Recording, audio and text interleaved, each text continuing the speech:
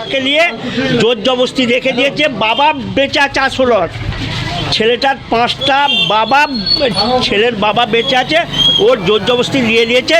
এবার ভোটার কার্ডটা ওই ছেলেগুলো ওর নামে আছে না বাবার নামে আছে সেইটাই হবে দেখতে হবে। আর আমাকে 10 বছর ঘর ছাড়া করে দিচ্ছে। ঘর ছাড়া করেছে, বাড়ি ছাড়া করে দিয়েছে আমাকে।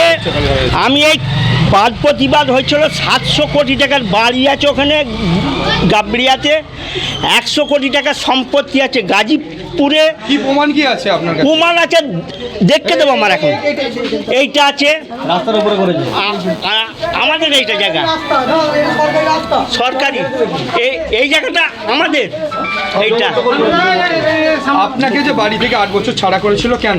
ওই যে মেয়েটাকে বিয়ে করলো জোর জবরদস্তি, 5 ছেলের মাকে, ওই 5 ছেলের মাকে বিয়ে করার পরে প্রতিবাদ করতুন, তার জন্য আমাদের করে হাঁটতে দিয়েছে নির্মল মাঝি এসে যে তোমাদের করে বলা যাবে না।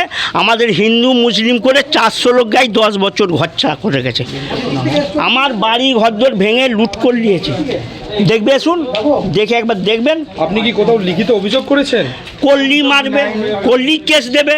নির্মল মাঝি বলেছে কল্লি সারা করে কেস দেবো, গেঁজা কেস দিয়ে দেবো। এই জন্য আমরা ভয়ে চলে গেছি, এই বিজেপি করতেছি, বিজেপির আন্ডারে আমরা এসেছি।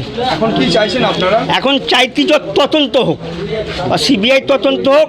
ইনায়ে আছে, ইনায়ে আসে চলে যায়, ইনায়ে আসে বেরিয়ে যায়, সে তদন্ত আর হচ্ছে না, কাজ হচ্ছে না। আপনার নামটা? আমার নাম ইসমাইল খান। আচ্ছা, আগে তো অন্য সরকার ছিল, এখন সরকার পরিবর্তন হয়েছে, হ্যাঁ। এবার কি আপনি লিখিত অভিযোগ জানাবেন? লিখিত অভিযোগ জানাবো, করলে তো ভালোই হয়। আমাদের বউবাজারে দোকান আছে, আপনাকে জানাতে হবে। জানাতে হবে। বউবাজারে দোকান আছে, ওর সল্লেকে ফ্ল্যাট আছে, এরকম সব দেখাবো। আমরা দেখেছি।